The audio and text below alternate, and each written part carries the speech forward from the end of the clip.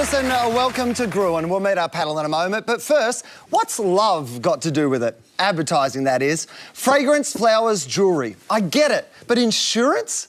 Amy seems to think love can sell anything. Excuse me, your taxi's here. Drive your car into one of our eligible repair locations. Do you want to share this one with me? I do. And the taxi home is on us. Whatever. Good. Lucky you're with Amy. Will they or won't they have a higher premium, because that's all anyone cares about? That's one of the latest in Amy's multi-part insurance romance. They're this generation's Rhonda and Katut, except no one cares. Anyway, I don't think it's going to work, because he's clearly cheating on her with the guy from the Healthy Choice ad. Chia. Ancient grain. Couldn't they find a new one? Oh my God, what a couple.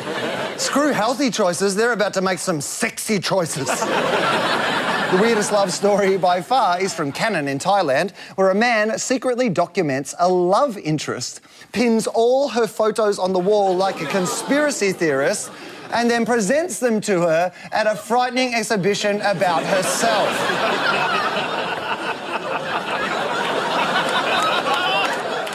More like Cannon stalking you always. He calls it cute. The police call it evidence. But if you're really going to sell using romance, it's hard to go past this ad from Spain that proves the only thing more beautiful than love is language. She lives in Tokyo. He lives in Kyoto. She's a cab driver. He's a crab diver. Lately, she's been thinking she might be forever alone. And he feels as dull as a veneer floor. One day, her friend Dolly Dillon invites her to a costume party. Dolly is a friend of Linda Lloyd, who, in turn, invites him. She dresses as an apple pie. He puts on a pineapple costume. At the party, she walks away from the guy trying to negotiate moths. And bored as hell, he decides to get something to eat. And then they finally meet. Her name is Agustina, and his, Santiago. Oh, a lovely story. Or a very sly tool. Oh, this is fun. How about It Must Be Love? Violus Bum Toe.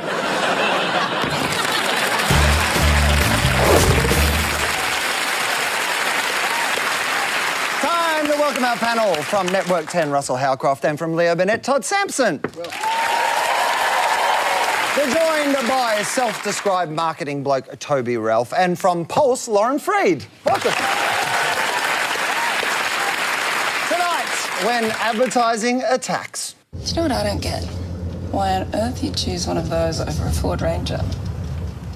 I mean, this Ranger has more power, a bigger payload, and can tow a ton more than this diesel Hilux. Yeah, a ton.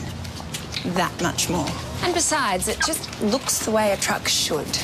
Sure, you can buy a cheaper truck or a bigger seller, but you can't buy a better one.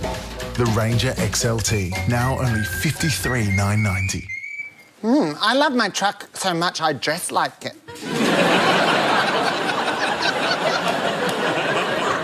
You know what I don't get? Why on earth Ford would spend a whole ad talking about Toyota Hilux? I mean, it's one thing to mention another brand, but this ad actually admits you could do better. Sure, you can buy a cheaper truck or a bigger seller. Yeah, sure I could. Lauren, isn't that just an ad for Hilux? This is comparative advertising, and the people that can get away with it are larger established brands. They have brand recognition, people know what they stand for, and they have a lot more money to spend on media. What they're trying to do here is get people not to consider a ute, but to switch from one ute to the other. So the hard work has already been done. The mentality of a ute owner, I have one, so I'm aware of it, is you're very rusted on to your brand. So it's very hard to get them to switch. So if they're going to convince you, they need to be really rational, strong messages around capacity and performance, not that I'm going to be more comfortable in this car. This one's not very good. The notion of comparative advertising is often about making them seem similar than different, and the market leader rarely does comparative advertising because they don't need to, but in this case, Hilux has been the leader for nearly 12 years. So what they're doing is they're trying to borrow from the leader by putting the cars side by side, and then you begin to believe they belong side by side, when in fact, it's really like this. I think this ad is fantastic. Yeah, because ultimately advertising is about selling. and this will sell kit. I've got no doubt about that. This is the real honest end of advertising. When you're doing comparison stuff, you've got to make sure you're telling the truth. And as a result of telling the truth in such clear terms, you'll get people absolutely putting that car on their consideration list and getting sales. Well, actually what's happened is that Hilux is #1 in the market, but in August, Ranger overtook it. Ranger have made a lot of sales because of this ad. Ranger have picked up in the mining sector, they've picked up in the government sector, and they're doing really well. So it is actually working. The Hilux in the ad is just as shiny and new as the Ford they're meant to be selling. Russell, should they have made it look crappier, let down the tyres, or put a racist bumper sticker on the back or something? There's rules in all advertising, but if you break down advertising, there's going to be hard messages and there'll be soft messages. And so the hard stuff in comparative has got to be real. Yeah, so it's going to be about price, or it's going to be about capacity of the boot, it's going to be about how many are selling. So rational stuff that is true. Then there'll be a soft element to it. And when you're doing comparative advertising, it's very important that you're not mean-spirited. Yeah, if you're mean-spirited, the consumer will say, hang on, you've gone too far, and they won't put you on the consideration list. As soon as you do comparative advertising, the consumer watchdog perks up, and the ACCC looks at everything you're doing. And the rule they have, you can never do apples for apples, but they say you need to be truthful without being deceptive. And those two things sometimes don't go together. My favorite example of that was washing machines. So they did side-by-side comparison of 2 washing machines. And then what they were testing was one moves and one doesn't move. And they put 2 kilos in each machine, and one just went off the scale. And they put exactly the same in both. The difference is, though, in one they put clothes, and the other they put lead shots. And it moved it. So it's actually truthful. They put 2 kilos in, but it was deceptive, and so they had to pull the ad. So they normally have to be very accurate. So putting a crappy car, you'll notice on the screen that they even put the names of the vehicles themselves, because they have to compare as best they can, like for like, to not be deceptive. And this is why comparative advertising is so good, because you use the market leader, you use #1 as the benchmark, and then you put your communication against that benchmark. It's clear to the consumer, and then you get the sale. It's good stuff. We're more advanced than that now. We have more expectation. When we see a marketing message, we have more expectation it's going to engage me and make me feel something, and then go and talk about it. We have a really passionate target audience here of ute owners, and the engagement for me is close to 0. There's another bit that intrigues me. And besides, it just looks the way a truck should. Surely no one except you nerds could actually tell the Ford and the Hilux apart. Todd, what's that meant to achieve? Well, that's not actually true. One of the criticisms of the Ford is how it looks. And looks, when it comes to these vehicles, is very important. I mean, a ute is an ego purchase. It's a symbol of masculinity. And I noticed they put a white ute in, and nobody buys a white ute, but put a white ute in to show it. But in addition to being one of the most expensive things you buy, it's probably your biggest brand signal about who you are. And so they're very hypersensitive around it. And the notion of having a woman say, this is how a ute should look, because what they're trying to do is deposition Ford by saying that they look more like a family SUV vehicle rather than a ute, which is bad for ute buyers. We've seen in the last 10 years ute sales double, and that is being driven by families and couples.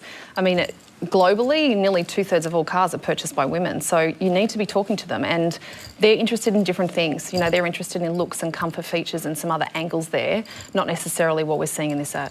A lot of utes are bought by men, of course, yes. And to have a hot girl saying it looks good is probably not a bad thing. Yeah. She's interesting casting, isn't she? Because I would imagine she annoys women, but men quite like her. Exactly. Well, clearly I'm a woman then. She's so smug, I don't like her. It's also interesting they call it a truck, not a ute. Yeah, it's a ute. Say it's a ute. This is Australia. American. Yeah. American Truck off with your truck. Well, no, because they're bigger. Kevin Bloody Wilson didn't sing Rootin' in the back of the truck. There's a slew of ads in this series. In one, our ute lover slags off a Mazda to sell the Ford Focus. This is one of Australia's best-selling cars, although it beats me away. That unnecessary skip too, like. In another, a different woman dumps on a Toyota SUV. Oh, and this Ford Cougar has 30% more power than that RAV4. Are you serious? Worst road trip ever. Let's talk more about my car. And in a third, Ford takes aim not at its competitors, but at the kind of people who buy them.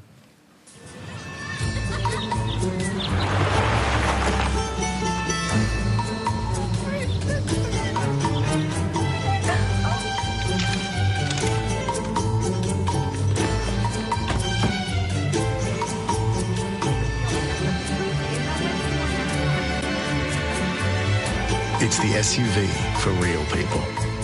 Introducing the Ford Territory Mark II.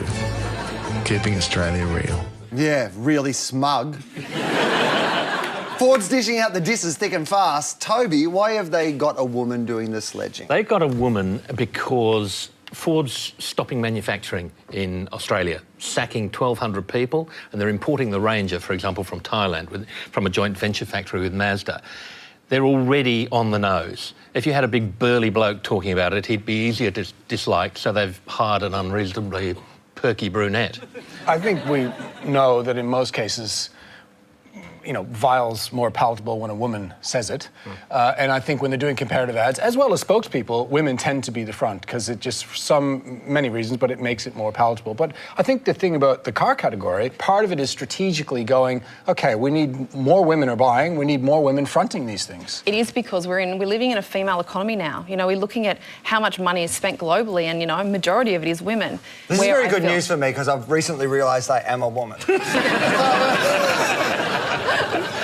When you look at industries where women feel like they're not understood or valued, the automotive industry is right up the top there. So using a woman, they're saying, I get you, I'm part of your tribe, I understand, and it's a really big step forward, especially in this category. Yeah, it is that, but it's more about not doing as Ford would normally do. It's a big signal that we're different to what you think we are. Classic case of that, actually, Russell. If you think back, was the Avis We Try Harder campaign, wasn't it? You know, they said, we're number 2, so we have to try harder. And that it was so successful, they became number 1, and then they lost it very quickly. Yeah. Great campaign, though. We're number 1, we stopped trying. For decades, it was Ford versus Holden, but Holden's nowhere in these ads. Lauren, why is that? Look, it's a very crowded market that the automotive industry is in, and I mean they spend in excess of $500 million a year. In the space of 5 months, 5 new utes came out, so there's a bit of panic stations there. Where we actually need to land on this is when you're writing a marketing strategy and you land on an opportunity area or an opportunity time. So if you are buying a burger, you know, or you're selling a burger, you know that you can sell that every day. But with a car, if you miss that window, you're missing a 3 to 5 year sale period. You're not going to see those guys again, ever again. There's no Holdens in the ads because you compare against number 1. And 2. And Holden hasn't got any in the sector. So that's why they're not there. Comparison is all about comparing with the market leader. That's how you win in comparison advertising. Overseas, attack ads are far more extreme. Burger King Brazil convinced people to alter their Big Mac tattoos so they look more like the Big King. But the actual king of the attack is Taco Bell. When they made a play for the breakfast market last year, they did so with a Hunger Games-inspired film implying McDonald's is a communist regime. And this. To show you just how much people are loving Taco Bell's all-new breakfast, we asked some very special people. My name is Ronald McDonald. You're who? I am Ronald McDonald. I'm Ronald McDonald Jr., and this is Ronald McDonald III. My name is Ronald McDonald. What do you think? That's really good. I was surprised how good it is. I love the new AM Crunch Wrap. I'm Ronald McDonald. Ronald McDonald. I'm Ronald McDonald, and I love Taco Bell's new breakfast. Bunch of clowns. Aussies love a good sledge on the sporting field, but we seem to have thinner skin when it comes to advertising. Toby, why don't we see more ads in Australia like that? The American market is much bigger, and you can be tougher and invest more in that kind of thing. So, for example, the takeout breakfast market is worth $50 billion a year in America. McDonald's have got 25% of it. Yum Foods, who own Pizza Hut and Taco Bell and KFC, haven't got any. So they'd like a piece. It's also part of their culture in America. So broadly speaking, 50% of American ads have got some form of comparison. It'll be soft comparison. And 5% of all American TV ads are hardcore comparison. So it really is a really strong part of their advertising culture. But our culture is very different when it comes to comparison and attack ads. We don't like to see any corporation big or small, dominating another company. It triggers that kind of David and Goliath thing. Even if you don't like the company, we tend to cheer for the underdog, and we tend to go for anyone who challenges the status quo. So in many ways, we'll go for David, even if it's irrational. Some ads name and shame other brands. Thankfully, there's Zyrtec. It provides 24-hour relief and starts to work faster than Claritine for hay fever relief. While others, like betting agency William Hill, don't even mention their targets. A betting update. Hi everyone. To enjoy the excitement of live betting, just make a phone call. Yeah, where you'll be lectured by a pre-recorded voice that'll finally ask you to enter a reference number you might not remember. But now, thanks to William Hill, you can bet at any point during the game with just a few taps. It's so easy, a competitor even made a complaint.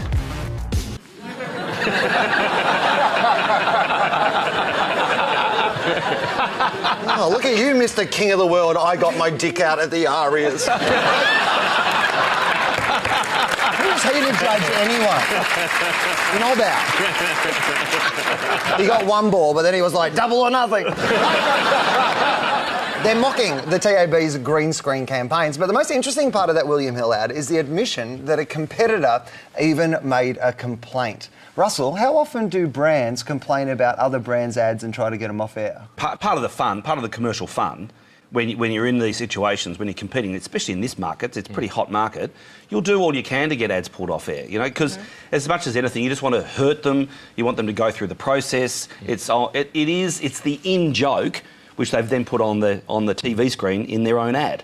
The bigger the industry, the larger amount of money that they spend, and the more likely it is that businesses are going to be very protective. So in this case, there is a lot of money being spent. So the first person that would have seen that ad would have been their competitors.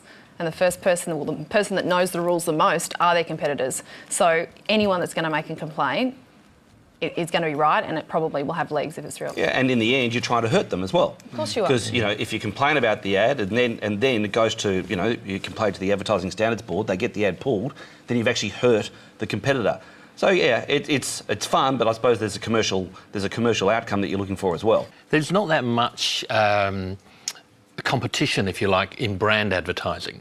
As not many brands try to get other brands pulled off air as regularly as they do in politics. In politics, we have whole teams looking for a little thing that we can take them and try and get that ad banned. If you can get it pulled, you can put out a press release about it and make the other side look like fools. You throw them off their game and you make them less cavalier with the truth. Of course, attack ads are a textbook part of political campaigning. Check out this recent one, which imagines Canadian politician Justin Trudeau going for a job interview.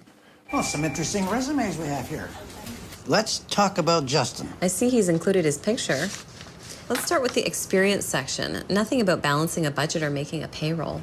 So what are his policies? Legalizing marijuana. Is that the biggest problem we have to solve? He has some growing up to do. So when has he ever had to make a tough choice? People, being Prime Minister is not an entry-level job. Nice hair, though. Yep, and the guy with the nice hair won the election. Todd, you've got nice hair. Can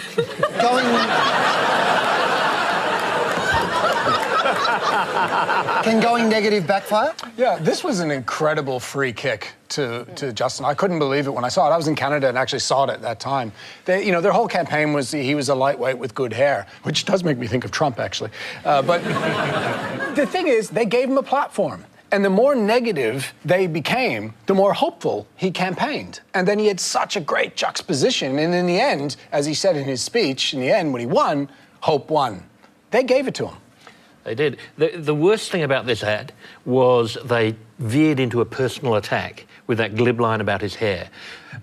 In political ads, people like them to be based in fact. They respond to negative, but they like them to be based in fact. And once we start talking about someone at a personal level, they reject it. Trudeau did particularly well with this. What he did, because they were trying to say he's not ready, he ignored it. And by doing that, he showed he was mature, and in fact, he was very ready. And Canada voted for him. So negative advertising in politics, it works when you've got two big parties. So one is negative to the other. But in Canada, there were three parties. There was the middle, then one to the left and one to the right.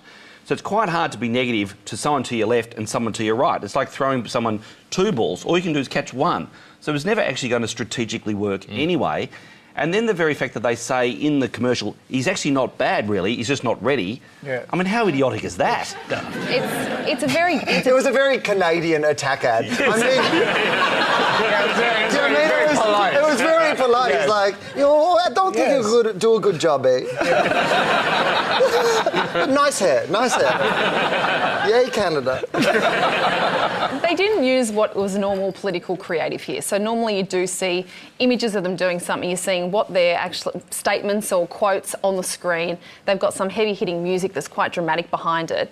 I think with political ads, you need to use multiple senses and you need to be able to see it and remember it and have images of it, and that's not what happened here. So they actually watered it down substantially and just made it an entertaining ad. And you have to demonstrate, not claim. Yeah, they got the timing wrong, because we live in a world now where people are just so sick of politicians, and you know that's why Trump has done so well, and people are coming into power from outside politics, and they didn't take what you need to take when it comes to marketing, the external environment, into account. And so he basically rode straight through that. They lowered the expectation. He came across as not your typical politician, and people just got jacked when they saw a smear campaign. If you really want to make an attack ad, there's only one question you need to ask. What would Donald do? Where is Republican presidential candidate Donald Trump putting all his attack ads? Instagram. He used a clip of a woman sleeping while opponent Jeb Bush is giving a speech to show that he's boring. He used images of Obama on the golf course to say that other leaders are having fun while the world burns. Must have forgotten about these ones. But the most sophisticated Trump attack ad has to be this.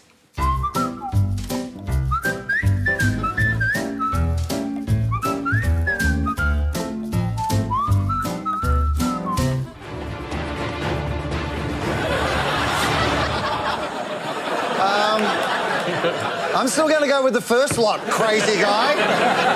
This is a weekly reminder that the man who used a picture of himself in a fake TV boardroom is running for president.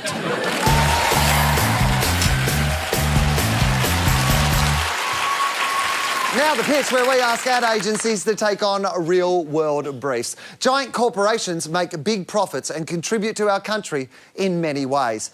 Just not always tax. So we've asked our agencies to come up with a campaign to convince multinational companies operating in Australia to pay their fair share. Can they do it? Please welcome from Banjo, Andrew Verasdi, and from Wyburn TBWA, Chloe Saintland. All right, Andrew, what was your bottom line? Bottom line, well, after a lot of consideration, we chose to lobby the losers, in this case the Australian public, to champion the cause for change. Let's have a look. With $8 billion in profits, Amex got Australia to pay them $3.3 million in tax credits. Apple avoided taxes by shifting $8.9 billion overseas. Microsoft sold $2 billion in products in Australia but paid tax to Singapore. And IKEA pays about 2% tax on profits compared to the 30% that local businesses pay, while Shell paid exactly 0% in corporate tax last year. When corporations don't pay tax, it's us that suffer. Go to fairtax.gov.au to see who's paying fair and who you should boycott. Brought to you by Australians for a Fairer Tax. Good job. All right, Chloe, how did you generate interest? Well, we're targeting the CEOs of these multinationals with a tactic borrowed from the Australian government. Oh. You have been arriving on our shores for years, exploiting loopholes in our system, costing Australian taxpayers billions. So we are introducing our toughest measures yet. From now on, we will intercept any vessel entering our waters and turn them back. If your corporation doesn't pay its tax, your super yachts will not be allowed into our country. Your yacht will be processed offshore and your CEOs detained. They'll be limited to 2 bottles of natural sparkling mineral water. Their sheets will have a low threat count. It doesn't matter if you're a mining magnate or some kind of internet movie mogul. This policy will be enacted immediately and indiscriminately. It's time to stop the yachts. Authorised by Australians for Fair Tax Canada. All right. Russell, which did you prefer? I love the fun of Stop the Yachts, but I'm going to go with number 1. I thought it was highly persuasive. Lauren? Andrew, I thought that was just actually so brilliant. It really affected me. It really actually pissed me off, so I give it to you, number 1. Toby? Number 2 was very funny. Number 1 was strong and persuasive. Number 1. Todd? I like the fact that the ad didn't try to be funny, it just tried to be factual, and I think that will work the best. I'll go for number 1. We have a winner. Congratulations. Thank you.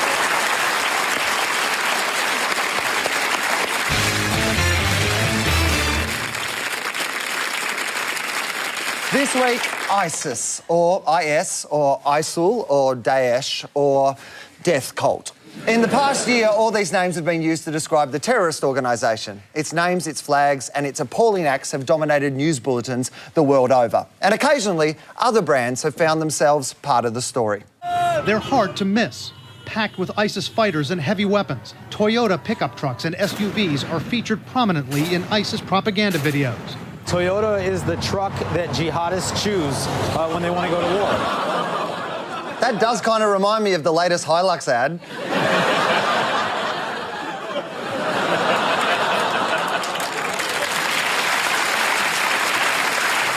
ISIS obviously didn't see this. Do you know what I don't get? Why don't you choose one of those over a Ford Ranger? Brands usually love free media, but they don't plan for coverage like Toyota has been getting. Lauren, if you're Toyota and that story breaks, what do you do? You're not thrilled by it, and there really is no PR spin on that. You nearly need to just let that one go to the keeper. But negative affiliation does not always equal brand damage. Yeah, I think they need to make a clear statement, which they did, saying they have no association with terrorism. They stopped selling cars to Syria years ago, and then say nothing more, because the danger is amplifying it. One of the things that ISIS has, they probably have one of the best marketing and or advertising agencies in the world, also known as Global News. And it amplifies their message all over the planet whenever they put something out, and they do it for free. So to control as best possible the news coverage and to minimize the amplification would be their goal. They should shut up completely. Lauren's right. You know, if they start talking about how they're assisting the caliphate, it'll cost them a share in the West, no doubt. But in fairness to Toyota, these vehicles are used in Somalia and the Congo, in Liberia. They're used for a lot of places, not because of the "Oh, what a feeling" campaign. They're used because they're high-quality, durable, tough vehicles that can work in these environments. It's nothing to do with the brand and everything to do with the attributes of the product. Right, so, I mean, despite the fact that obviously most people go, oh, it must be negative, is there some subtle thing underneath that people go, well, I mean, if even ISIS is using it, I mean, maybe they are unbreakable, you know? ISIS was among the top 10 Googled terms last year, and according to a recent survey, it has more brand recognition than the Vatican. Yeah, like a brand, it speaks to us in short videos. Like a brand, it spends time and money recruiting new customers. Like a brand, it does stunts to draw attention to itself, most of them terrifying and brutal. Dangerous ideas have always been sold through propaganda. Toby, is terrorism ultimately a form of marketing? Absolutely, absolutely. In fact, when bomb attacks first got popular, if you like, back in the 70s, they used to call them exploding press releases. Terrorists think like current affairs producers, not soldiers. They want to create something for the media because that's the only way they can promote their cause, they say. Terror itself is minimal.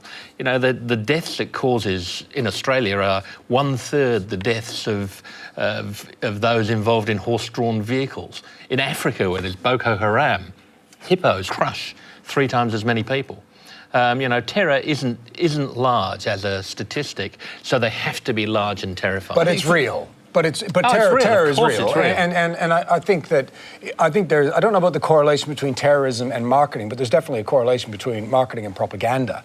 And ISIS propaganda is excellent. They use, I hate dissecting ISIS because it feels like a free kick, but maybe dissecting them helps people that may persuade them to not go when we show the techniques. But I mean, and that's the point of having this conversation, is to give people this information. But I do want to apologise to the producers on this show and the researchers on this show who in the week when the government brought in the metadata laws have been Googling ISIS. Yeah, that's right. Yeah. Like all week long. So good luck on the watch list, guys.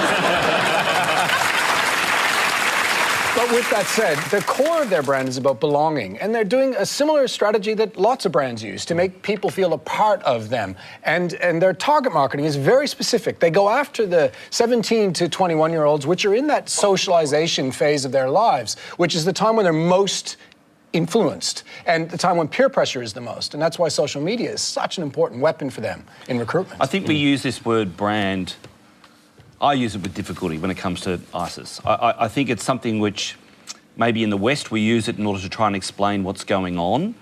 But for me, you know, I like sort of the Mad Men definition of brand. You know, it's a product and I wrap it up in some packaging and I run it on the ad and I sell it off the shelf. That to me is brand marketing. You like the Mad Men definition as opposed to the Mad Men definition?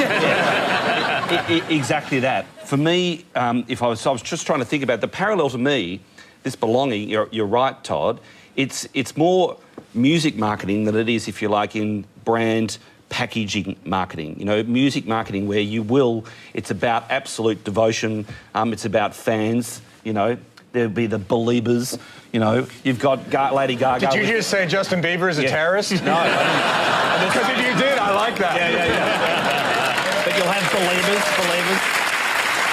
You know, Lady Gaga, there's 38 million followers on Twitter. There's the storyline, you know, we started as a garage band and you have absolute commitment.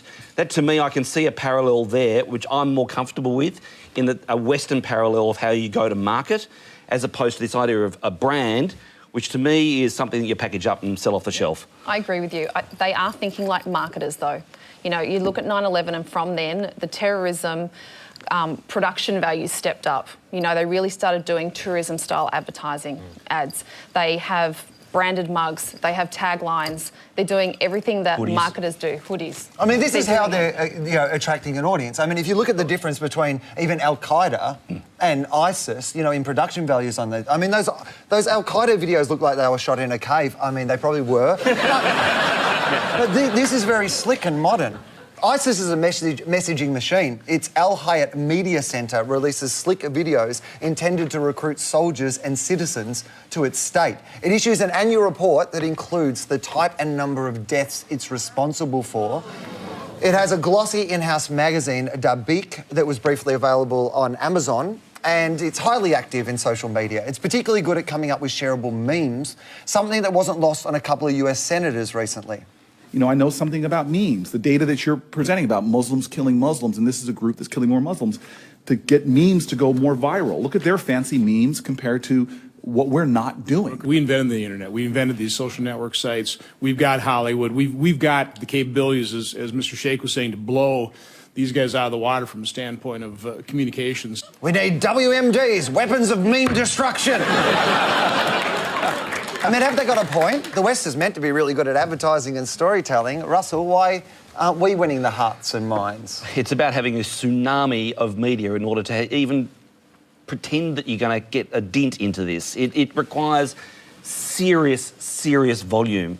And I think one of the great difficulties is that if that volume of messaging is government branded, then again it's going to really struggle to actually have any effect.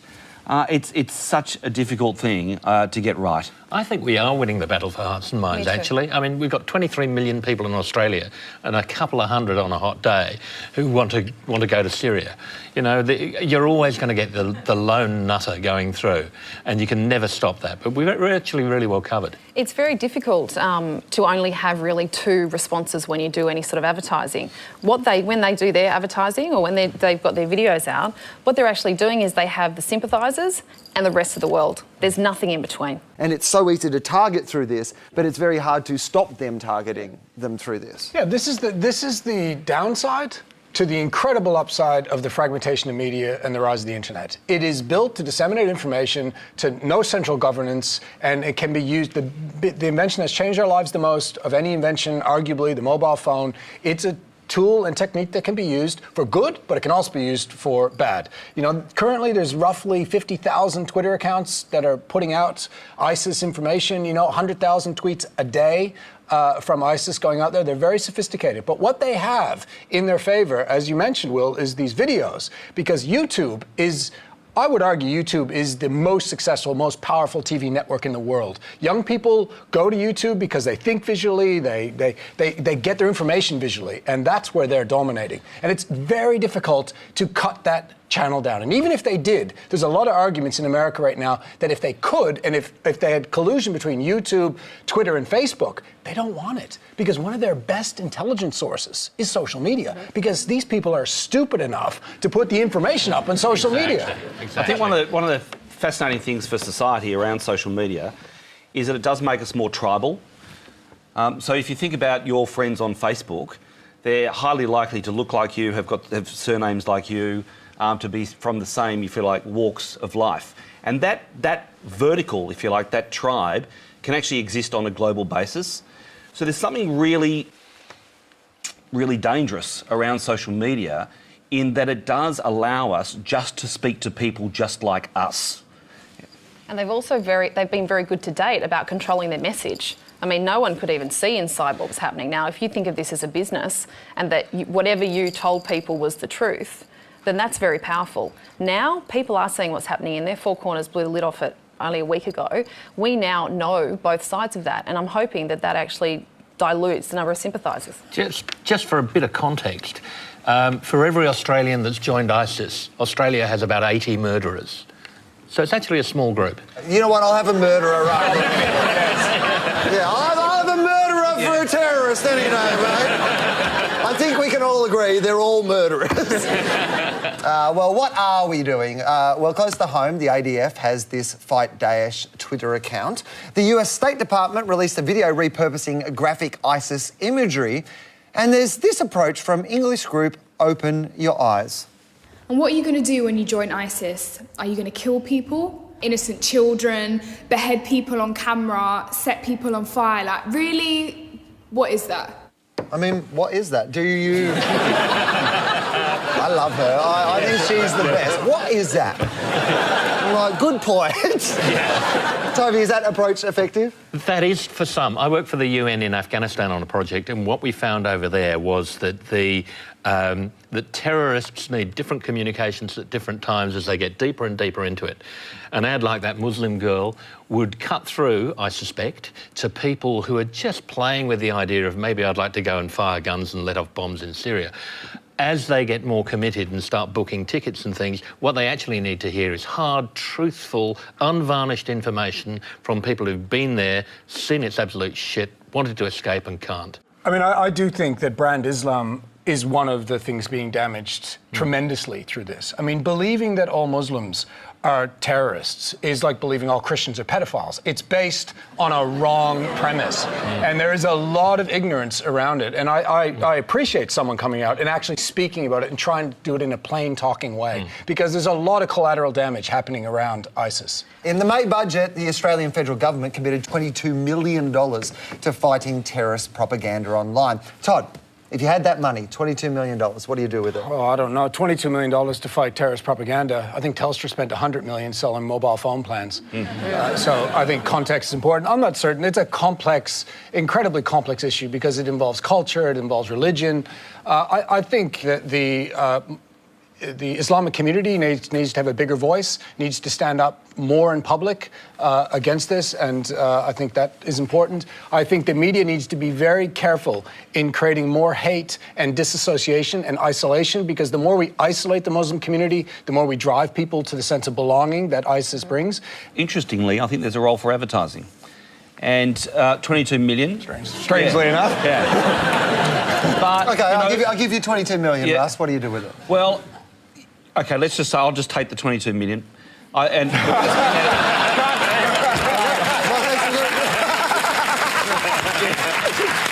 we're going to do... Russ, I give you $22 million, you put it in your loose change drawer. No, what do you do? I think what we would do, I'd wind the clock back. If we go back to Fraser and Multicultural Australia and then Hawke's government, what used to happen was they spent about $22 million on celebrating citizenship and celebrating multicultural Australia. You know, the fact that we've all come in here and created this incredible minestrone, you know, potpourri of different cultures, it's an absolute miracle. And By the way, minestrone and potpourri, two things we didn't have before multiculturalism. Exactly. Yeah. So why not? Why not create advertising which just reminds us all of this incredible place that we live in, this incredible multicultural place that we live in? It's gone off the agenda. It's gone off the agenda for quite a long time now, really, probably 15 years. I'm not suggesting that's going to solve everything, and that's absolutely not what I'm saying.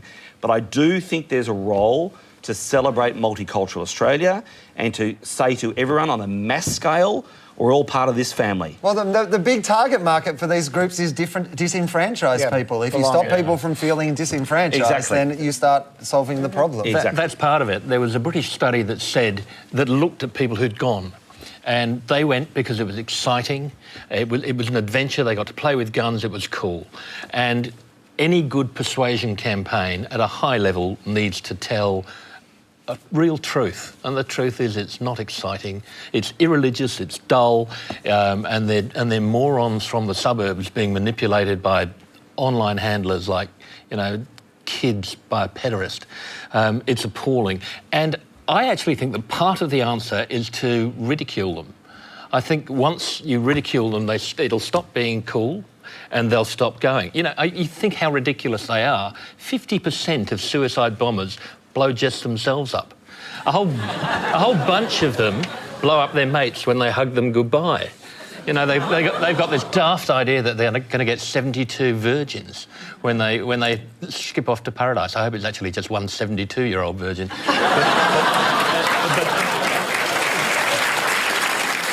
ISIS may be a global brand now, but for years it was just the name of an ancient Egyptian goddess. These days, many are scrambling to rid themselves of the connection. A Belgian chocolate company changed its name from ISIS to Libert. The official hurricane register has taken the name off its list, and animated series Archer had to scrub out the name of their unfortunately titled spy agency. But one Australian company remains steadfast. ISIS has been transforming property for more than 22 years.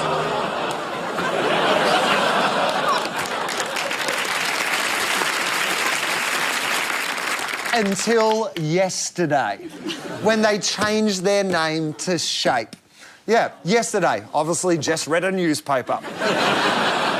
That's just about all for tonight. Please thank our panel, Russell, Lauren, Toby and Todd.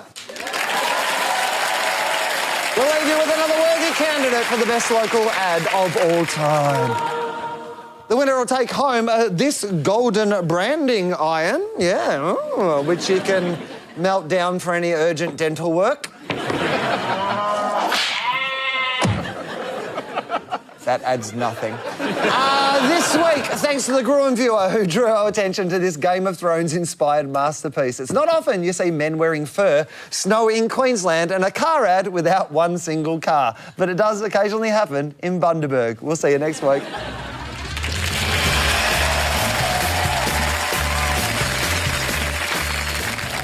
I think I'll go south for a car.